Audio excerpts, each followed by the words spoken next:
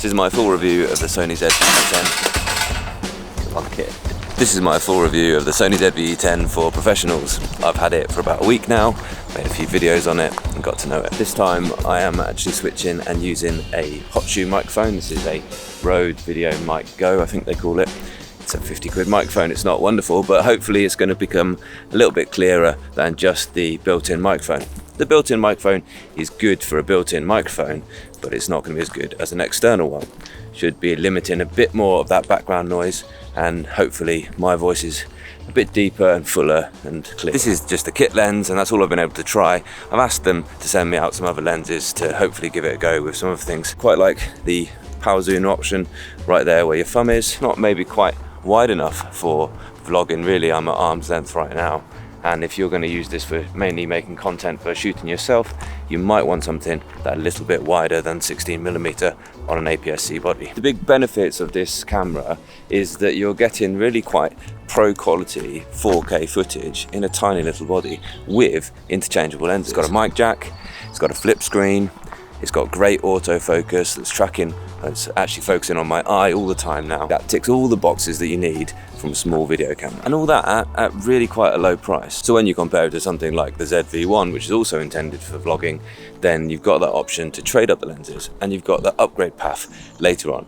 Perhaps you want to go to full frame later, well, you're still on the same lens. Other things that are great about this camera, it's got really good beginner modes, for instance the background defocus, which isn't going to do much with this lens, but with something with a wider aperture will. All that's really doing though is just opening the aperture as wide as it can. And it's got the product showcase mode, which might appeal to some people.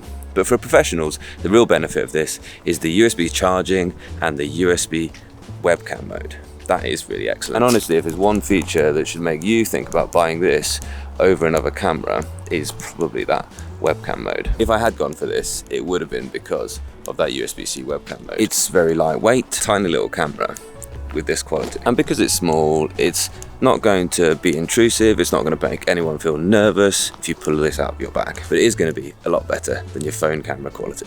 So this is the setup for today. I've got the Rode microphone on top. I've got it on a little tripod, even though I'm hand holding it, because having that extra weight underneath will hopefully give it more of a steady shot. And so you can really see the difference in quality between this phone camera, and I'm using the rear phone camera, they're okay, and this, the Sony ZV-E10.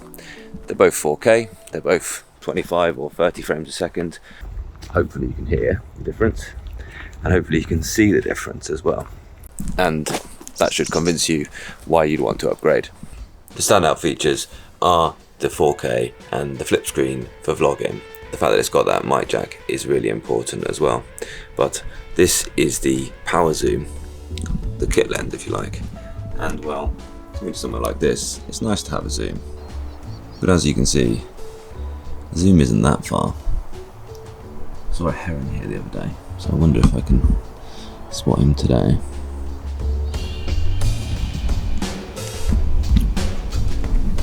But because it's an interchangeable lens camera, you're not limited by that zoom range. You're not limited by the lens that comes with the camera. So you can buy a lens that will let you get nice and up close to those birds, or something much wider for this shot here. And the other standout feature are things like the background defocus mode, which opens up the aperture to make that background look that little bit more blurry. It's not something that you need to use, but it does give you that look without really having to understand how the camera's doing that. And the other mode, which is excellent about this, and really for me is the standout feature, if I was to choose to buy this camera over the Canon that I did buy, then it would be the USB-C webcam mode. Just the fact that you can plug this in and it behaves just like a webcam, no software whatsoever, is really excellent. So here's that. So this is a 1080p webcam, and sorry for the background, you're seeing the angle that I don't normally show to the camera, but there's all my photography and camera stuff there, and well, who doesn't have a cuddly gorilla and an Elsa doll in their stuff? But this is a 1080p webcam, and I wanted to show you this. This is a decent 1080p webcam. It costs about 100 quid, but it isn't going to really come close to the quality from the Sony. So if I turn on the Sony now, well, you can see for a start, it comes through at a lower resolution, and okay, that might be a problem, but I'm sure we can all agree the quality of this, even though this is 720p, the quality is much better than the actual 1080p webcam is. So straight away we can see we're getting a lot better from our Sony webcam. and I still have the zoom function. Should I really need to get up and personal like that? So this webcam will improve your videos, your live streams, or indeed just your Zoom calls. You can also bring in the audio direct from the Sony as well, and so if there's any issues with like syncing, that should deal with that. And you could run a hot shoe microphone on the Sony camera as well. So this, for me, this is one of the main reasons I'd be tempted to buy this camera, is to have it as a permanent and high quality webcam. 720p is not 1080p, but as you can see, not all 1080p is created equal. Maybe that's a bit frustrating. This is a 4K camera that can only USB stream 720. That would be an ideal from Sony to be able to actually stream this in 1080 or even 4K. So for the next iteration, yes please. This is running currently the kit lens, which is the kit zoom. Nice to have that zoom on there. And actually you can already see, compared to that 1080p, you can see it does do a better job of throwing out the background. It does a better job of rendering out colour than this 1080p webcam. So it is not all about resolution when you are buying cameras. This is much more pleasing. Just snip off some of the messy bits. Zoom. There he is. He's over there. Can they spot him? Because it's 4K resolution, I might be able to crop in a little bit. I wonder if I can get any closer. But that's as far as this lens goes. And that's the thing about kit lenses, is they're a jack of all trades, master of none.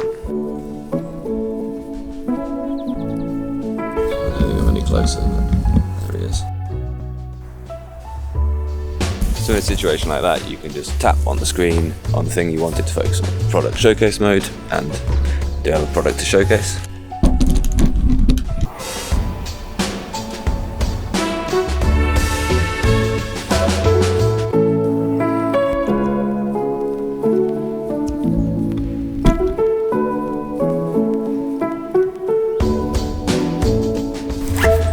Big Me Ink Note. That should be. It's going to decide to focus on what I hold up in front of it and then back to my face, which works really well. Mostly. Full colour E-Ink tablet. Amazing.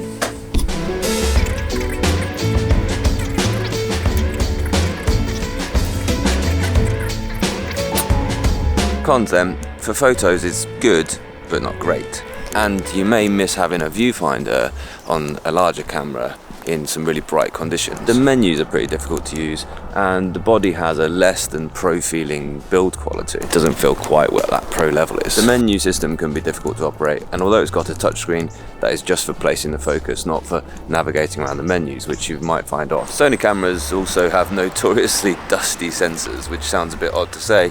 And if you don't take the lens off ever, you won't have that issue. They have a lot of static, and they kind of sort of seem to attract dust to them. So whenever you do change lenses, you end up with big piece of dust. I've noticed that in my video already. And lastly, the battery life isn't wonderful. It isn't on most mirrorless cameras, to be fair, but this in particular, I've noticed, does tend to drain the battery quite quickly with some short videos. My conclusions then, if you want mainly photos, look elsewhere. This is mainly a video camera. You could look elsewhere in Sony, or perhaps some of the Canon cameras. If you want to spend a little bit more, or if you can spend a little bit more, see if a more professional body will suit you better. But if you want a great little rounder, so that's cleared the background defocus, which was absolutely blowing out all my shots. So those great beginner options also come with a bit of a health warning. Make sure you do understand what the camera is doing and how that's affecting your shot. So if you do want a great little all-rounder that will fit in your bag, that you're not going to be precious about, that will help you learn the merits of using a good quality camera for video, then this is a great option. If you want an upgrade path in the future, this is a really great option. If you want to learn how to make really great, more engaging digital content, then this is a great option. Or if you want to make a really pro-looking webinar or live stream, go with this camera. And if you want to learn how to be more natural on camera, then buy this camera, put it in your laptop bag, and pull it out when you want to do a piece of content. Or maybe you already own a camera and you use it for like holiday photos or something like that. Maybe you want a more versatile second camera. I'd recommend this camera. Thanks once again for Sony sending it out for review. I'll be sorry to send it back. I think this is an excellent choice if you're after something for making digital content for professionals. I have to say that now, having looked over that footage, that kit lens is possibly one of the worst lenses I've ever used on any camera system. It might just be because it's been around a lot of reviewers, that kit lens, but really the wobbliness that was in every shot there is not that impressive. But hey, Sony did send me this, which is the lens you should definitely buy with this camera system. This is the Sony 15mm f1.4 G lens. It's good to see what the camera actually produces from somebody like me who's not a professional cinematographer, because this is the camera that you're going to buy probably along with this kit lens, and you're going to wonder why your footage doesn't immediately look like the professional camera reviewers out there. This is what it looks like in the hands of an ordinary person, a teacher. Yeah, that really is a nice lens. Got a declickable aperture, which loads of videographers will really love. No optical image stabilization, but you won't need it so much at this kind of focal length. This is a 15mm lens, so you can get quite a nice wide field of view to get those vlogging angles. This is something of a step up from the kit lens.